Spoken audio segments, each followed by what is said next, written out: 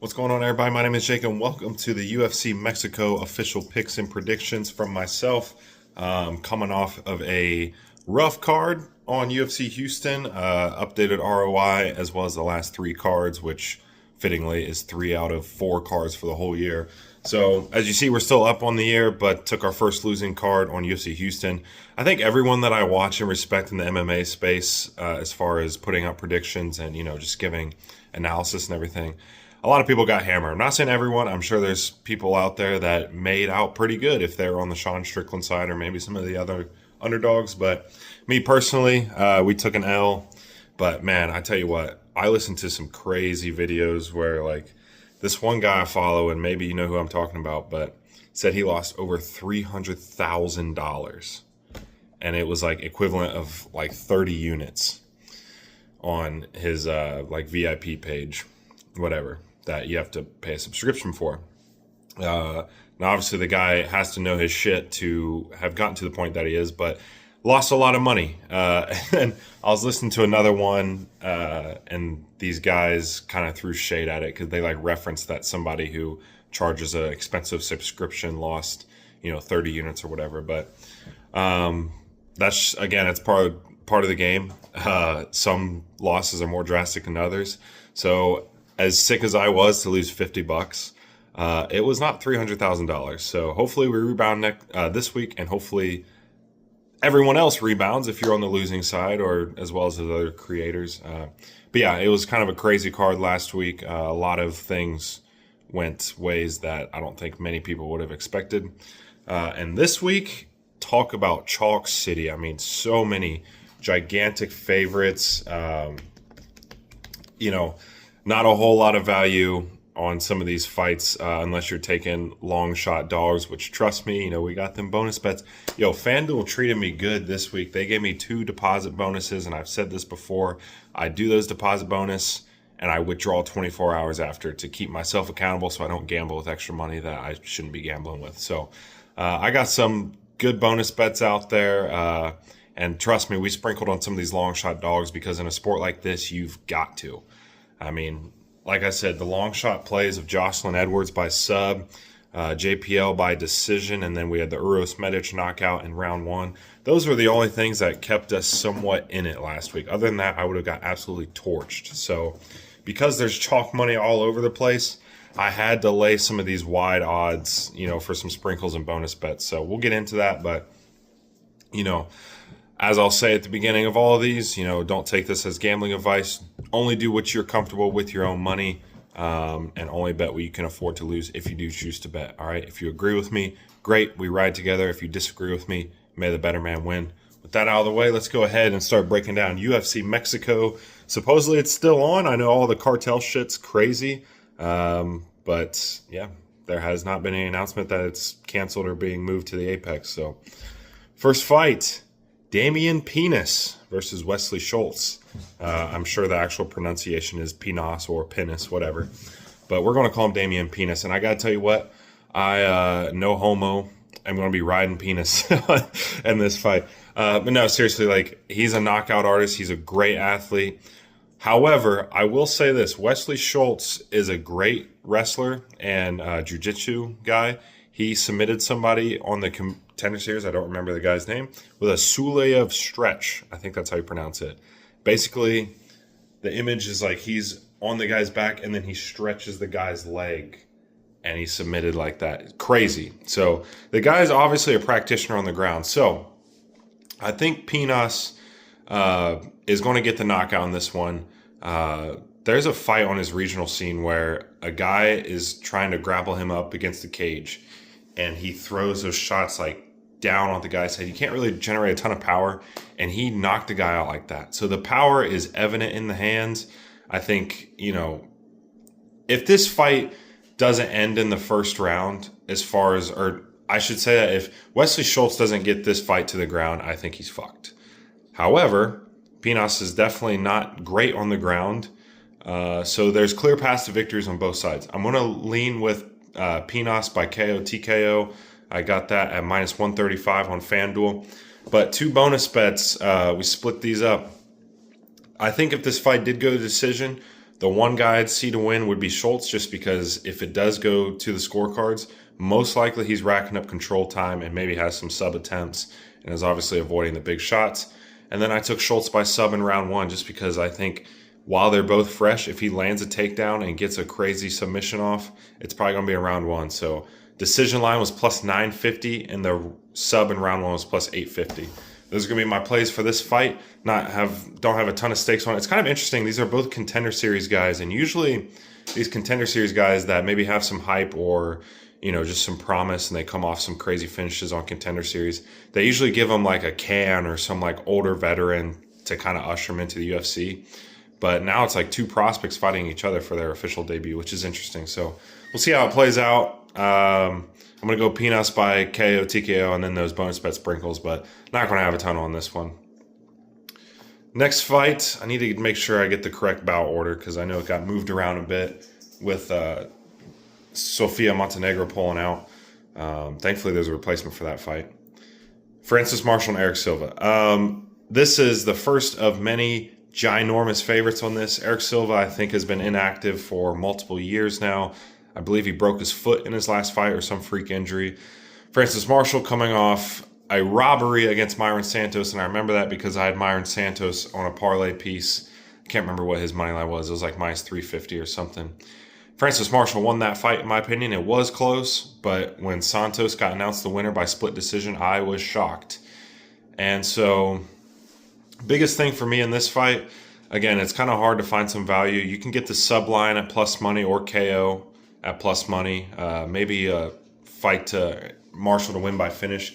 I mean, he's 12 years younger than Eric Silva, so the speed and athleticism is going to be great on his side. Maybe Silva can get this to the ground early. That's his best shot to win. I think that's the only way Eric Silva wins this fight is if he gets it to the ground and either ground and pound or finds a submission early. And even that, I think, is pretty far-fetched, honestly. So kind of tough to find a play here. I'm going to go Marshall, which is obviously not a shocking pick.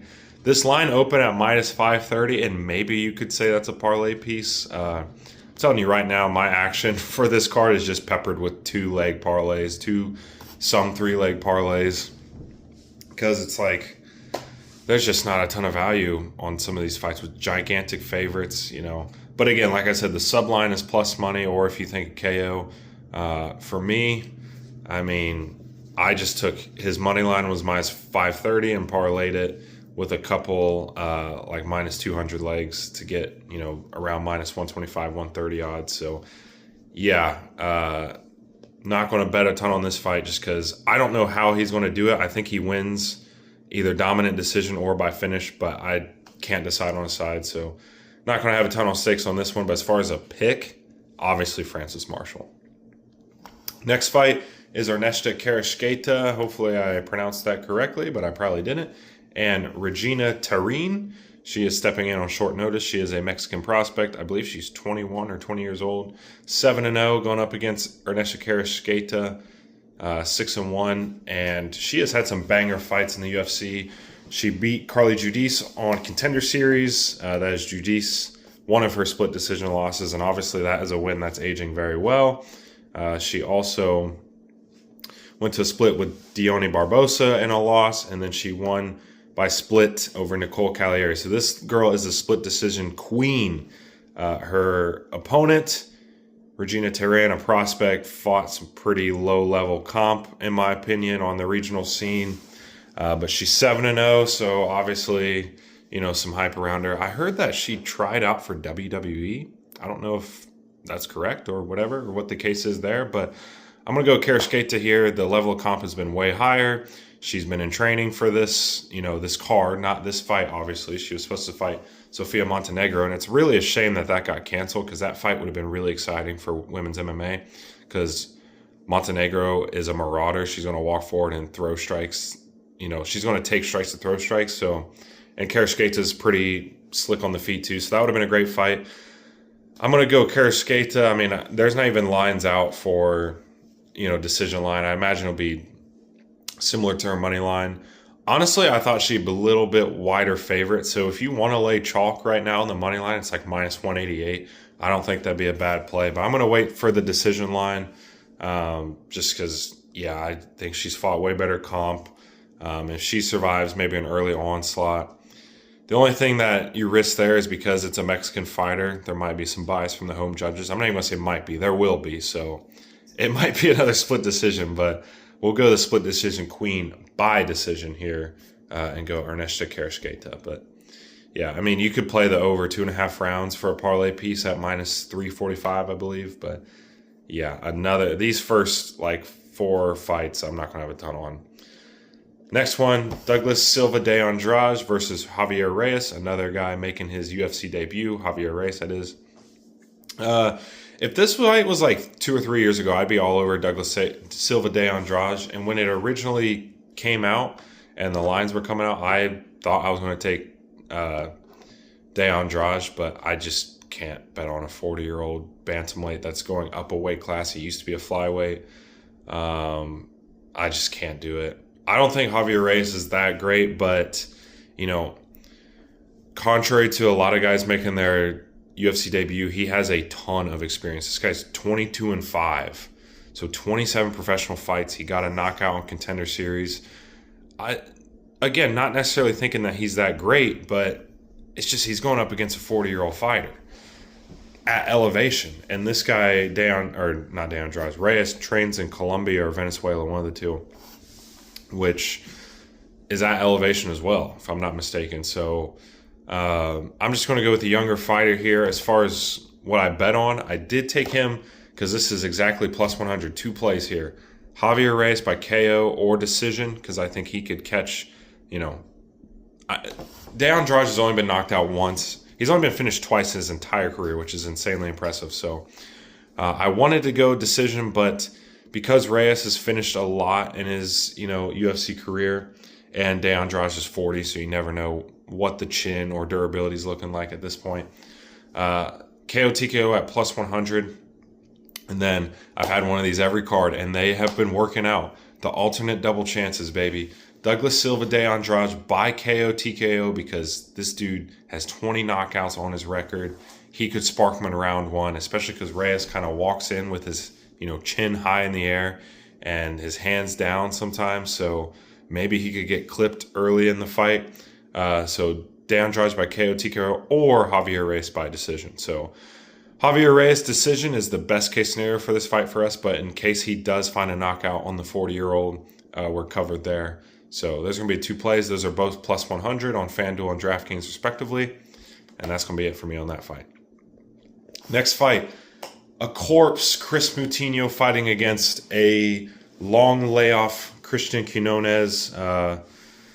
Quinones is an absolute gigantic favorite. I think he's like minus 630 right now. So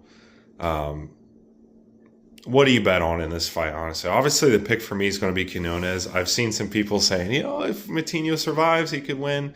And I'll get to that. But I think Quinones knocks him out in the first round, honestly. It's been a long layoff for him, but, Chris Moutinho is just... His main claim to fame was that he got beat up by Sean O'Malley. But the fact that he survived for as long as he did, people were like, oh, he got tough. And then he got knocked out by, what the fuck was his name? Guido something. I don't even know. And then went on the regional scene, went on a good run, and then into the UFC, back to the UFC, and he gets flatlined by Malcolm Wellmaker.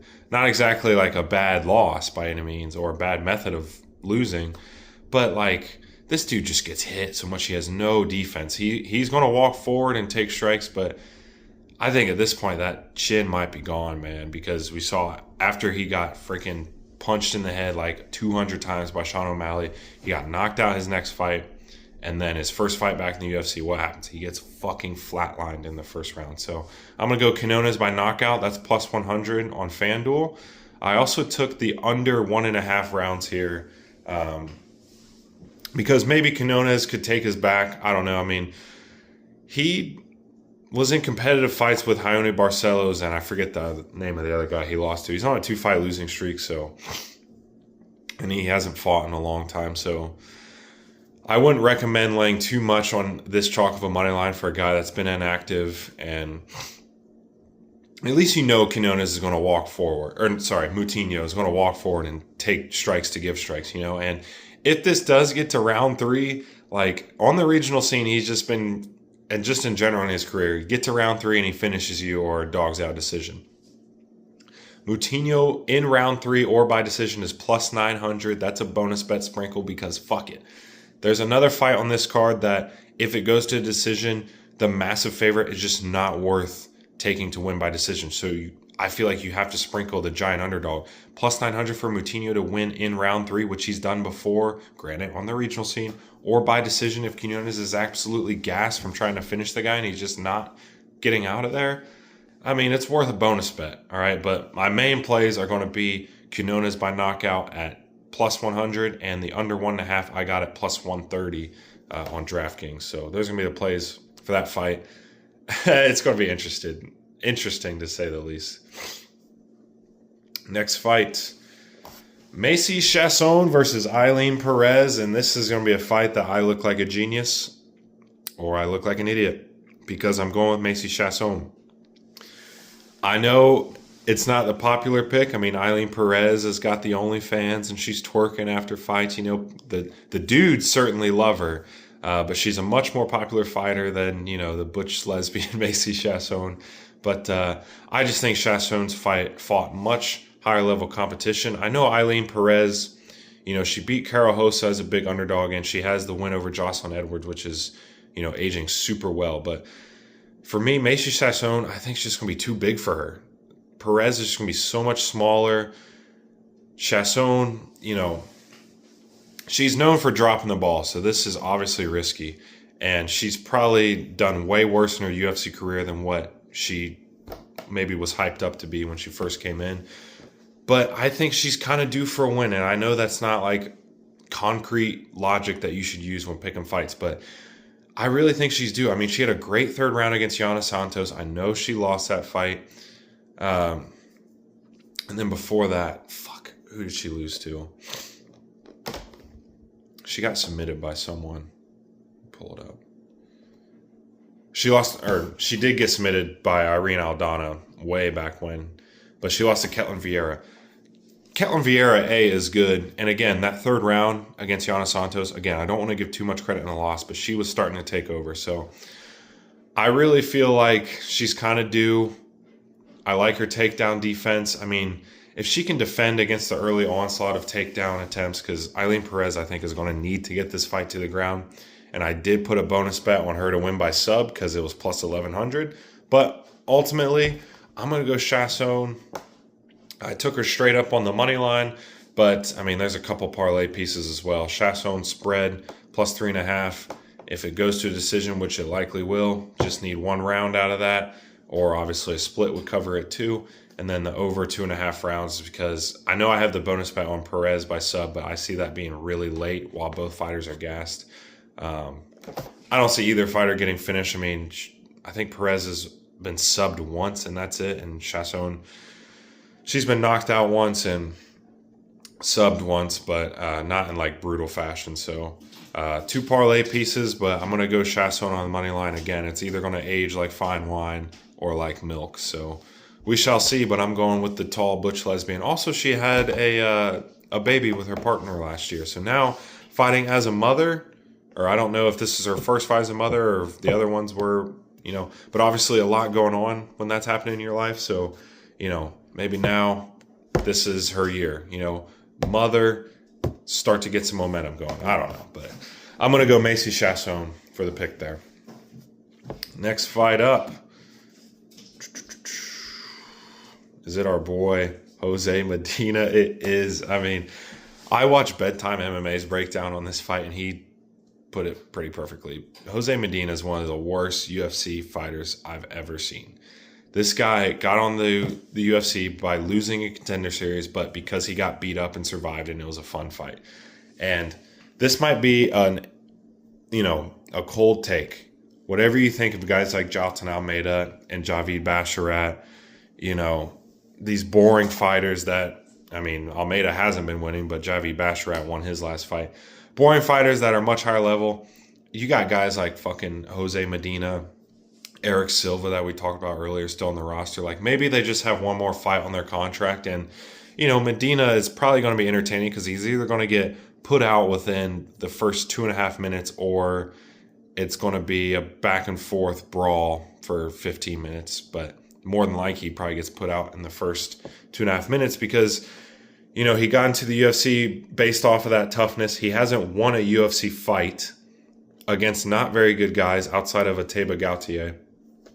Okay, getting knocked out by him, no sweat off your back. I mean, everyone does besides fucking Andre Puliev, who just danced around the ring for 15 minutes. Danced around the cage, I should say. This is not fucking WWE. Danced around the cage for 15 minutes and probably should have been put out in the first round, but I think Teba Gautier was so shell-shocked that a guy didn't just get flatlined that Puliev actually was still conscious. But yeah, we don't have to get sidetracked on that fight. I had a Teba Gautier by first round knockout, if you can't tell. But then he gets subbed by Dusko Todorovic, who, again, is not very good. So, not that Ryan Gondra is such a fucking crazy prospect that he should be 7-1 here, but I do think he absolutely makes this look easy against Jose Medina. The guy's absolute shit. But again, similar to the Christian Quinones fight, if this fight somehow goes to the decision, the crowd's going to be backing Jose Medina. Don't want to trust your judges in that situation. So I took Jose Medina by decision with a bonus bet sprinkle at plus 1,200. Plus 1,200. It's worth it, brother. It is worth it. Because again, if he somehow survives and Gondra gasses and then the crowd's behind him, who knows, man? Maybe he gets his first UFC victory. I highly doubt it. My actual, again, that's a bonus bet sprinkle. What I put my actual cash money on, Gondra by KO, TKO, is plus 130 on FanDuel. Yeah, I mean, somehow finding plus money in fights that are these chalk with such unproven fighters feels like a victory. So I'm going to go with that. Gondra by knockout. Maybe he could find a sub, so him to win by finish is minus 240 for a parlay piece. But yeah, I'll take the plus money, and then Medina by decision at plus 1,200. Again, if it goes to decision, if this or the Quinones fight goes to decision, the crowd is going to be behind the giant underdog, and who knows, maybe that sways a judge. So anyway, I think that's the prelim featured fight, which is just fucking crazy. It is. Main card, Santiago Luna against Angel Pacheco, another guy who got into the UFC off of a loss on Contender Series, but because it was entertaining, he got a contract. And this dude, he's tough, but he just gets fucking beat up, man. Absolutely beat up. No striking defense. He's going to walk forward, and I think in this, he's going to walk into something he's not going to get up from. I see Santiago Luna winning this fight by finish, kind of styling on him. I mean, he went out there and knocked out Quang Lee in his last fight. He did get rocked in that. I think he got dropped even. But, again, it's such a chalk, money line. Even by finish is like minus 240. So, the value on this fight isn't great. But I think Luna wins this so easily. Maybe not so easily because Pacheco is tough and he's going to, take shots to give shots. But yeah, Santiago Luna by finish, and then just in case Pacheco survives again, Luna by decision at plus 410 for a bonus bet. I've already got that place, so yeah, those are going to be the two plays there. Luna by finish for a parlay piece, and a bonus bet for Luna by decision at plus 410. Next fight, another highly touted Mexican prospect. They're going back-to-back. Another young one, too. Imanol Rodriguez versus Kevin Borjas. I think Imanol Rodriguez... Now, don't sleep on Kevin Borjas because I don't think he's that shit. And he's fought some decent guys in the UFC. But Rodriguez, honestly, his best fight was in a loss. When he lost a split decision to Joseph Morales, who's now ranked at flyweight. He lost a split decision on The Ultimate Fighter to Joseph Morales and had his back taken in that fight. I mean, it was back and forth. This kid, he is dangerous on the feet, but I think he's going to submit Kevin Borjas in this spot. Obviously, the knockout is live, and I did take him by finish at minus 140. His money line's a little less chalk than some of these other big favorites, and I think that's because Borjas, since he's been in the UFC and he's beaten, he beat Renato Rodriguez. So, maybe he has a thing for beating these Mexican prospects. But, I think that's why the money line's not as chalk as these other guys. So, Still minus 425-ish range. Maybe you could use that as a parlay piece. But him to win by finish, I got at minus 140. And again, I see him taking Borjas's back. I know he's going to have success on the feet, but maybe a club and sub here. Submission line was plus 550. So I'm going to look for a club and sub, or maybe if he can take Joseph Morales' back and look for submission attempts, I certainly think he can take Kevin Borjas's and not only seek the submission attempts, but find it. So yeah, give me Imanol Rodriguez, money line parlay piece, pretty chalk, but you just combine that with a minus 200 or 250 leg and get some decent value. But main plays for him to win by finish, and then the little sprinkle on him to win by sub. Next fight, Edgar Chairez versus Felipe Buniz, however you pronounce that.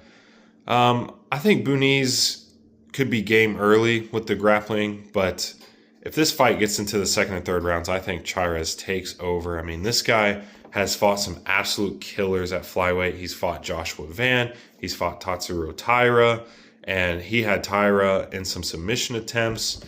He didn't get finished by either of those guys, so that tells you something. I mean, you fought the two guys that are fighting now for the title in your division. You gave them both a good fight. You didn't get finished by either of them. He's 30 years old. This is a home crowd fight. I think this is a fight for him. He's coming off a win last year against CJ Vergara with a rear naked choke in round 1. So, I think this is a fight where, Chairez starts to get some real momentum going and gets a push for the rankings with this and then maybe another win. Buniz isn't terrible. I mean, he trains with the Pitbull brothers.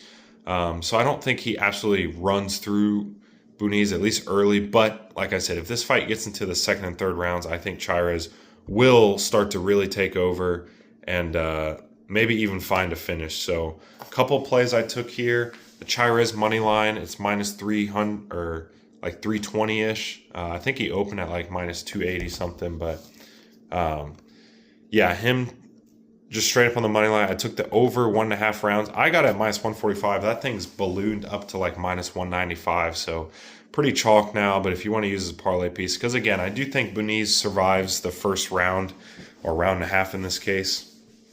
And if Chairez does get a finish, I see it being later in the fight, in my opinion. But Chairez by knockout or decision. Obviously, he's got a nasty submission game. He's shown that before, but Buniz is pretty solid on the ground. I think he's going to have a clear striking advantage. He's got big power in the hands, so not necessarily a knock him out cold, but I could see like a ground and pound finish. Or, I mean, I see him winning this 30-27 pretty convincingly if it does go to the scorecard. So, yeah, I'm going to go the over 1.5 rounds, Chairez money line, and him to win by knockout or decision. Next fight, the main card feature fight, man. Daniel Zellhuber and King Green. How many more chances are we going to give Daniel Zellhuber to lose us money? Because that's what this fight is coming down to. And I think this is honestly his last shot.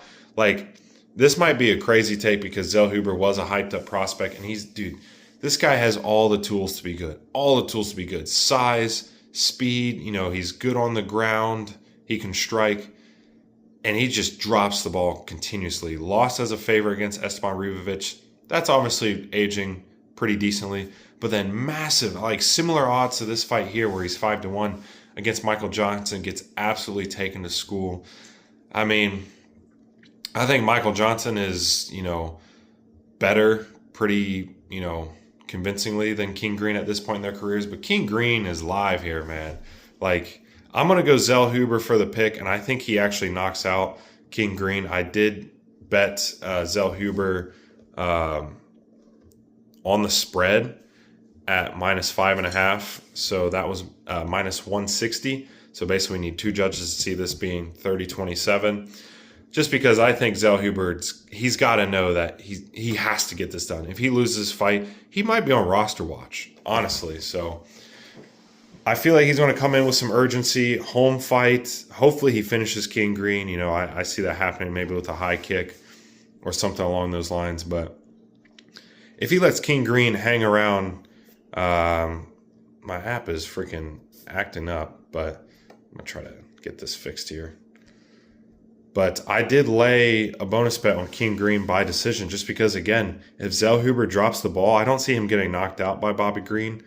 But if Bobby Green's surviving, maybe the Mexican crowd turns against their home fighter and, Bobby Green gets a decision at plus 550. It's certainly worth a sprinkle. Certainly worth a sprinkle. Zellhuber's money line minus 500. I think that's too chalk, honestly. So, maybe play the KO, TKO, or decision route. Or, like I said, I do think he knocks out Bobby Green. So even though I bet on the spread, the KO line, I believe, was plus 150. So you get some plus money there because Bobby Green's been knocked out and finished a lot recently. And he's 39. So, that chin's been gone. And Zellhuber's not, tremendously powerful. But all he's got to do is catch him with something and this fight will be over. But, yeah, this is his last chance for not just me, but I think the collective, space of MMA, people that watch it, bet on it, whatever. If you don't beat fucking Bobby Green as a 5-1 favorite at home, not just beat him, but if you don't finish him or win 30-27 across the board, you suck, dude. And it's not because Bobby Green's terrible. He's not a legend in the sport, but he's had a long, respectable career. But at this point, if you can't beat him at this current stage, Bobby Green, who just went to split decision against Lance Gibson, in your hometown, or maybe not hometown, but home country, you're toast, dude. So give me Zellhuber on the spread and the KO, TKO, or decision parlay piece. And he's got to fucking win this fight convincingly. Next fight, Chito Vera versus David Martinez. This is a fight that I'm pretty confident on. I'll just say this outright right away. I'm taking Chito Vera on the spread, and I took 2 sprinkles on him. One by decision at plus 500. And just because, he obviously doesn't throw a lot, his volume is shit, but he does have good power. Never put it out of Chito Vera to finish someone at this weight class. So KO TKO is plus 800, but I do think David Martinez is going to win this fight, and that is my pick.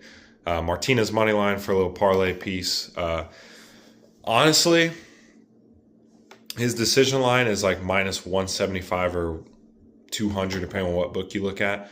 I think more value is just play his money line. I know minus 300 is not nearly as good as minus 180, but Chito Vera, I think the value there, or the lack thereof for the decision rather, is because Chito Vera's never been knocked out or finished in general. But I said the same thing about Dan Ige, and then he got spinning heel, freaking whatever you want to call it, spinning kicked in the face in the first round to Melky Costa and lost. So not that I think Chito Vera gets knocked out. In fact, I hope he doesn't, because I have him on the 3.5 spread at minus 135. I'm going to go Martinez by decision. I think he showed out in that Rob Font performance. He's a pretty promising Mexican prospect. And again, if this does go to decision, how's it going to look? It's going to be Chito Vera throwing very low volume, probably some damaging shots, sure, but in a home crowd fight for David Martinez, if he's outputting the volume, maybe he knocks down Marlon Vera. Even if Chito, does do damage and gets a knockdown himself, I don't think it'll be enough to sway the judges. I do see it being close because it's always close with Chito Vera, and he just never does enough to win. So I'm going to go Martinez on the money line, but I am going to take Chito Vera on the plus 3.5 spread because, this guy's been in there with fucking everyone, top level competition. Deiveson Figueiredo, say what you want about Eamon Zahabi, but he's surging right now. Sean O'Malley, obviously, David Martinez is a surging prospect, but he's getting a push. Get Rob Font, and now you go Chito Vera. So be an interesting fight. I think it's a good co-main event. I'm going to go David Martinez, but a little sprinkle with Chito by decision and KO. And then, one of my bigger plays, or not bigger plays, but one of my actual plays, not with bonus bets, is Chito Vera on the spread. Main event, Brandon Moreno and Loner Kavanaugh. And I tell you what, I'm trying not to overthink this one. And it's easy for me to overthink things when I come off a losing card. I'm going Brandon Moreno here. I think he submits Loner Kavanaugh. I think this is way too big of a step up for Kavanaugh, who's coming off a knockout loss to Charles Johnson, who just got absolutely slimed out by Alex Perez. Obviously, I don't know the business side of things, but why is Brandon Moreno not fighting Alex Perez in this spot?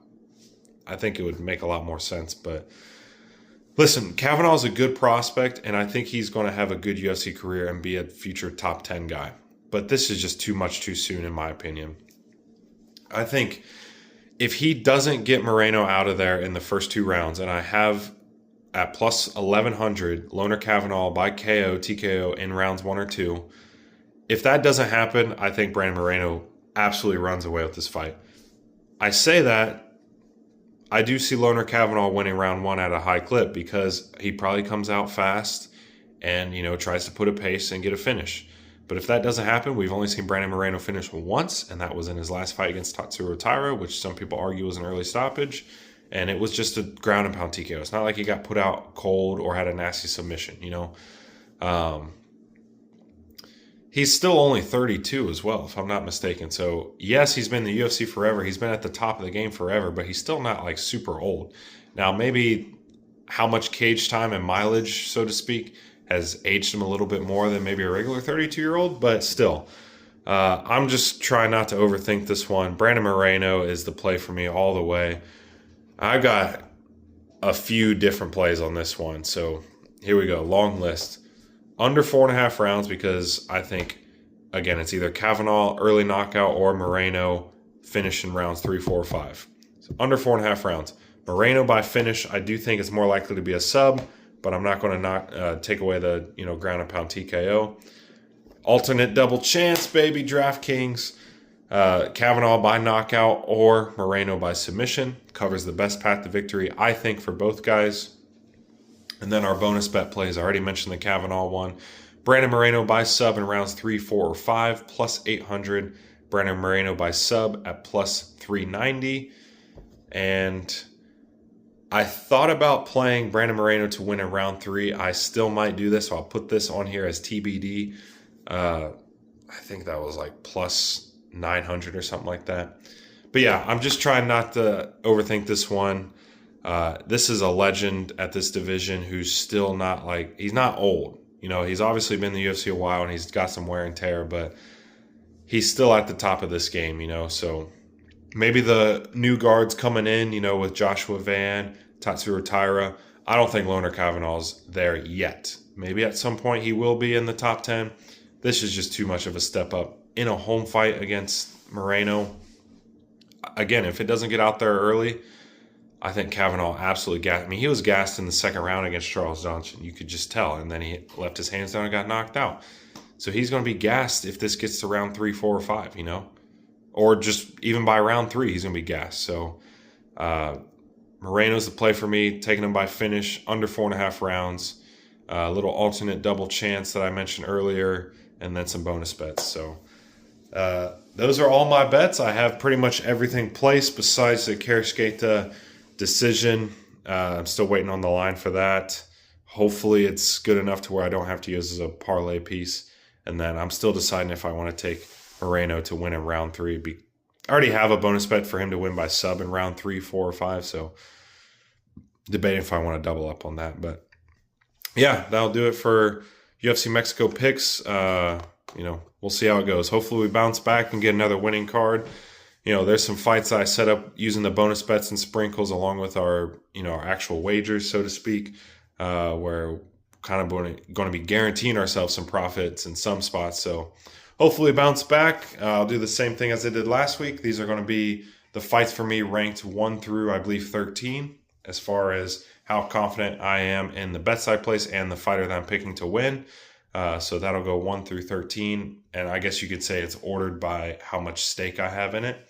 And then the one bet for every fight in this, I placed it after Sofia Montenegro pulled out and before they got a replacement. So I'm missing one fight on this. So I'm probably just going to make the exact same bet and then add Kersgata by decision. So we'll see the odds on that. But the original one I placed without the Kersgata fight was like $10 turns into $2,500. So again, do not put a ton of money, if anything, on it. My cat's trying to get in frame.